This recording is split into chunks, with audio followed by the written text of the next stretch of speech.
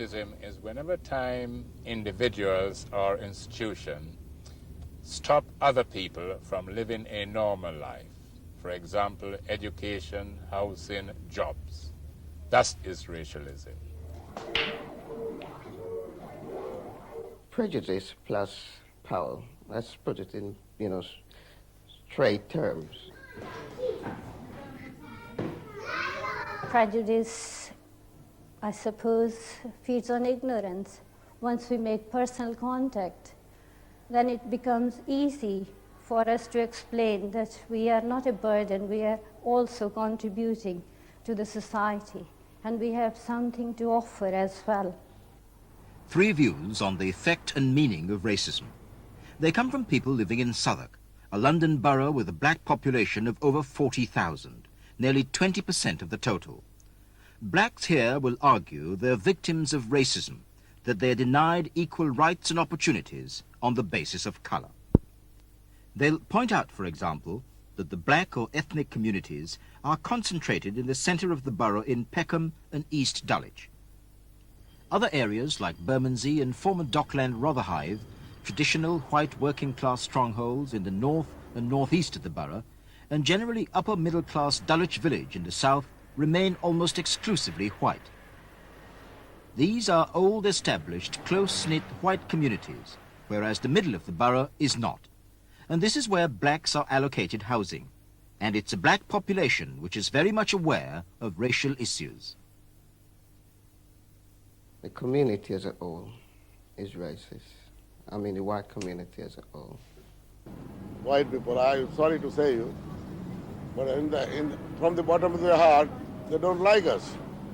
It's stupid because, I mean, we've got to live together, don't we? But I've got some coloured people living next door to me and they're absolutely superb. A more beautiful girl you'd never wish to meet. But I know the hatred is there, segregation is there, all that jazz. Black people are stereotyped, mugging, criminality. There is a sort of vicious circle of disadvantage, really, which is difficult for people to break away from.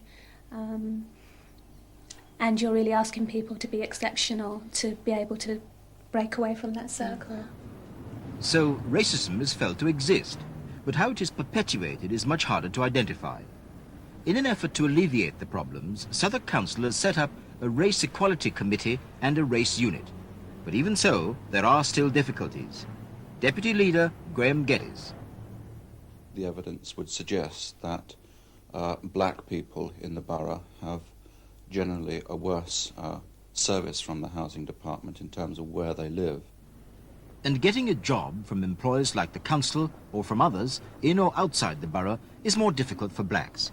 In Southwark, jobs are scarce and unemployment over 20%. Now, when I talk about unemployment, at the end of that scale, you always find it's black unemployment that's really the highest. You do hear about incidences where coloured people, Asian people, go for jobs and they're not accepted because they are Asian or coloured.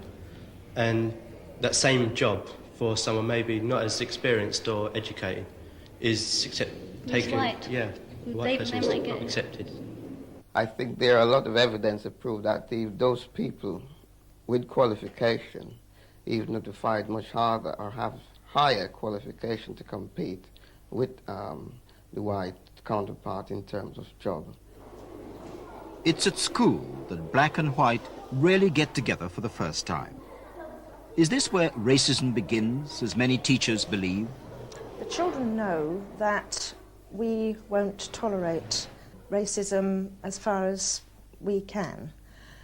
But out of school, there's obviously a lot of racism, and we just have to do our best to put over our angle to the children.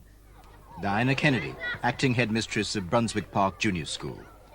London schools have been asked to take positive action to help their children avoid racism.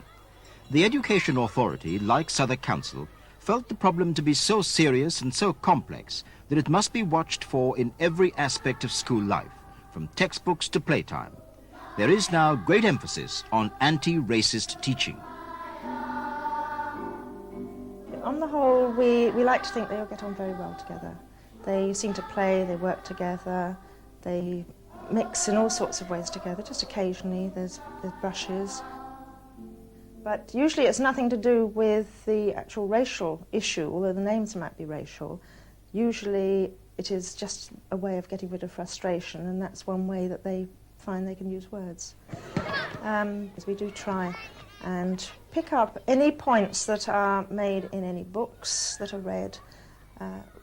We have got rid of the books and the texts that are obviously racist, but there are times when a writer has used words that we want to say to the children, this is the way words have been used, we don't use them now, and you know why we don't, and perhaps explain again why we don't like certain words being used or certain ways of using phrases. Why did she have the hurt wing? Another Brunswick Park teacher, Jill Webster. We also try to deal with it more positively in the curriculum by trying to stress some of the differences that may be between races, but the similarities that there are also between people. And at the same time making them aware of the sort of diverse elements from which they come, so that they have some sort of respect for the different elements rather than regarding them as negative. So one part of the system is taking steps towards creating a more equal society. But to work, this must be carried to every corner of life outside. But still, teachers argue that theirs is a positive step in the right direction. Another step, say blacks, would be the appointment of more black teachers. In many London schools, there are none at all. So anti-racist teaching is carried out mainly by whites. And we have found that there are a lot of differences amongst what we ourselves think about, but we're all trying to go the same way as a staff and trying to do the best for the children, but sometimes the ways that we want to go about it have got slight differences to them. We shall overcome. We shall overcome someday. If racism is to be overcome, attitudes must be changed dramatically. Will these children grow up to be different? To regard racism as appallingly unjust and irrelevant, and unacceptable.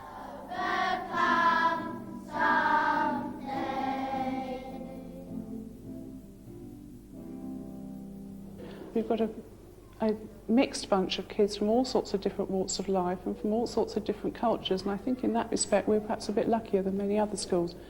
But I think other schools where there isn't such a mix don't always learn very much about each other and therefore don't acquire the same sort of respect. The benefits of anti-racist teaching will only bear fruit in the future. But what of the present? It is bleak, say the black community, discrimination is all around us. In vital areas like employment, we often end up with the worst jobs or no jobs at all. Southwark's mayor during 1983 and 1984, Sam King. When the young black or anybody is unemployed, you are bitter. And especially if you are not equipped for the community, you're a loser, and they know that. You do not have to tell them. Most of the young unemployed youth, black, minority, and host nation are bitter.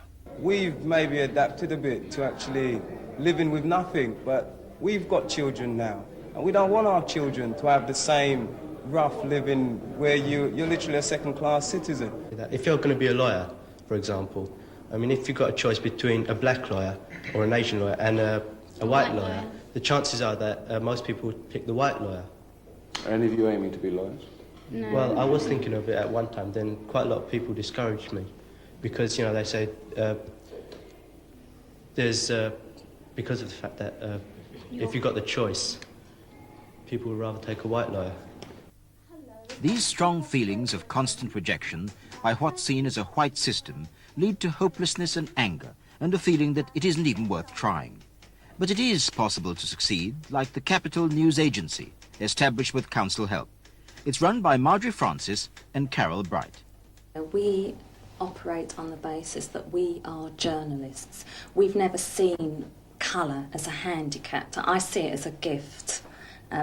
We don't crawl into Fleet Street apologetically, and we go into Fleet Street and we talk to people one-to-one, as one journalist to another. That's how we approach all the news desks. So it has never handicapped us in other ways. In fact, we've used it to our advantage, being women from ethnic communities.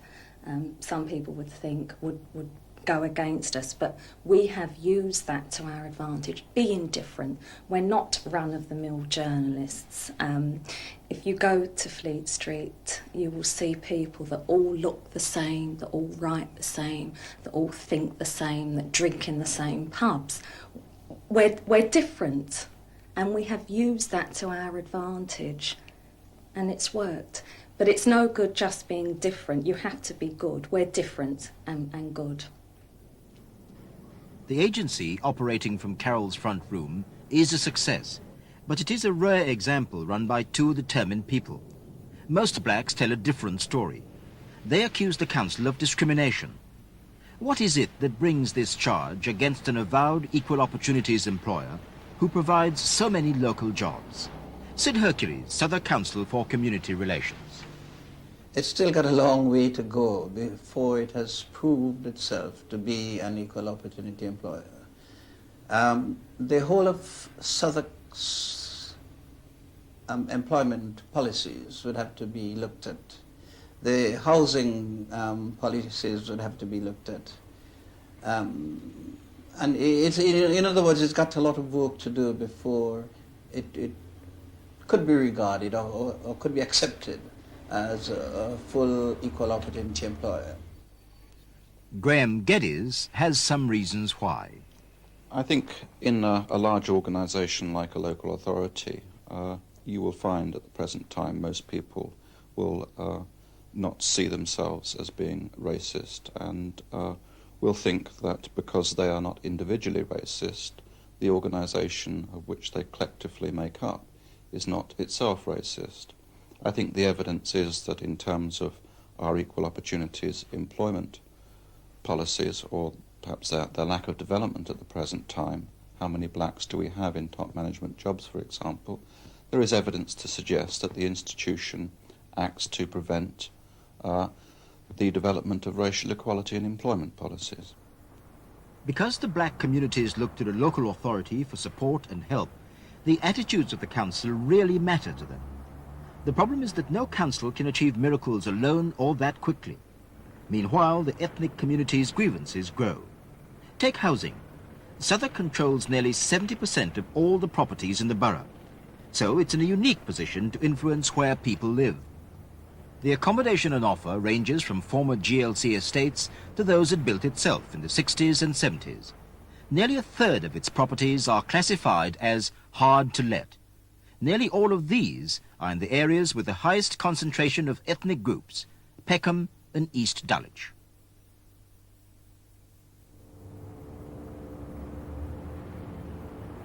One estate, North Peckham, has 1,010 flats. Here, 30% of the tenants are black. The council controls housing allocations, and many blacks feel there's a deliberate policy of placing members of ethnic groups in unpopular, run-down estates. Tony Richie, one-time chair of Southwark's Housing Committee, now leader of the council. You know, I don't want to be rude in answer to a question. I think if you're asking me, do we deliberately have a policy of discriminating, I think it's a daft question, because I don't believe that anybody would seriously say that a Labour council with a track record of Southwark would do that. We don't do it. We would abhor anybody even suggesting that we do it. There are problems. The problems are within our allocations policies, and that's what we need to be tackling. We place, in my opinion, too much weighting to residential qualification, to periods of time on the waiting list, and not enough on the basis of housing need. Allocations in a borough like Southwark with 63,000 properties, many of them in areas like we are now, in the semi-high-rise area, high-density living, are not particularly desirable. Allocations in those areas is a very, very intricate problem. And we need to get it right. We can't go back and tackle it and alter the whole system again in another 12 months' time. So we are spending time looking at getting that problem right. Altering the allocation system may make it more fair, But there are those like Councillor Orban Graham who believe there's a deeper problem. I hear some allocators saying we do not discriminate and we give black people a fair deal, and this is what they ask for. But my question to an allocator is, would you have offered a black person a flat somewhere in Dulwich? And the reason why sometimes black people tend to say, oh, well, I'll take that, is because what they're offered, and they know, no matter what happened, they're not going to be offered anything else. Southwark's Director of Housing, John O'Brien. We've always said we've got 18 to 20,000 difficult-to-let properties. And certainly a proportion of those will be let to coloured families. But of course, up till now, we have not kept any ethnic records. So we have no idea of how many ethnic families are on this estate or that estate. The evidence out there for anybody to see anyway. You don't need figures. I mean, the balance in terms of where the council are not meeting the needs or not sort of going towards the difficulty that black people face is evidence for anybody. You just have to walk around and look in North Peckham Estate to see how many black faces you see there. Now, I suppose if the name is absolutely clearly identifiable, and let's be honest, half the names are not clearly identifiable, I suppose if a person had a real racist streak in them, they could say, well, I'm certainly not going to allocate that nice property to a person with that name. I do not believe it takes place. Southwark isn't the only borough accused of putting its ethnic population in the worst housing. The recent report by the Commission for Racial Equality on Housing in Hackney came to the same conclusions which have now been generally accepted as true for all London boroughs. But accepting is one thing. Doing something about it is another. Southwark officials deny overt racism, but nonetheless discrimination can exist. In the face of this, the black community have come to believe the British people will never really accept us. We're just too different. It's not just colour, but culture that is the stumbling block. Whites are mystified and unsettled by the ethnic community's reluctance to abandon their languages, customs and traditions. The blacks reply, we need to retain them. They're part of what we are.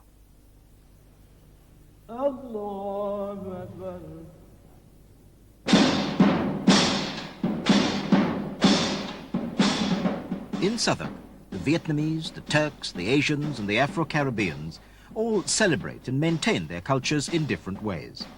Many are difficult for whites to understand. But, say the ethnic communities, you could at least try. You can learn from us just as there's much we have to learn from you. Jim. Good morning, Jim. How are you? How are you? I'm fine, thank you. Perhaps the strongest and most resilient ethnic group in this country are the Asians. For them, the retention of their culture in Britain is vital. We are more Pakistani than we are English. We don't look English. We look Pakistani. And if we just try and be English, we won't be accepted into the English society and we won't be accepted by our own people. So we want to learn about our own culture and then teach it to the English people, to share it. If we don't, learn about ourselves and teach other people, we're going to be left very confused because we won't know where to turn. We won't really be accepted by the English society or the black society. We'd just be left in the middle. But that's the position in which most Afro-Caribbeans find themselves. Their traditions are close to British ones, but they feel rejected by its society. Their response is to form black-only groups. It's a recognition of the fact, they say, that since no one else will do it, they must help themselves. But to do this, they need money and premises. The view of unity, which meets in a run-down building in Peckham High Street, is that they look to the council to provide both. What we try to do most of all is to create things for people really then do, because at this present time we haven't got any funding to do anything at this stage, but we've put proposals for things that we'd love to do to the council, but we haven't got any direct reaction or positive reaction at this present moment.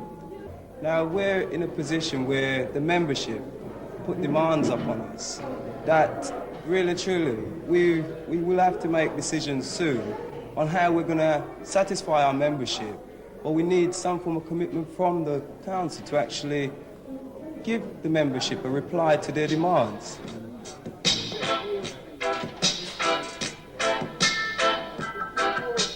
Unity is an example of how the Afro-Caribbean community is trying to meet its own needs. The proliferation of similar groups set up to help specific problems of all the ethnic communities is a testament to the alienation they all feel.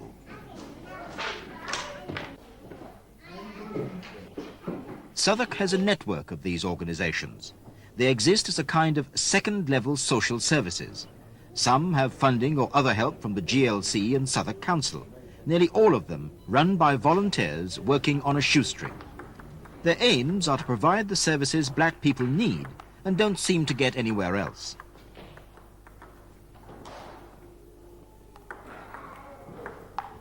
One such group is the Southwark Muslim Women's Organization, which meets in a former school. It's run by Najma Shah.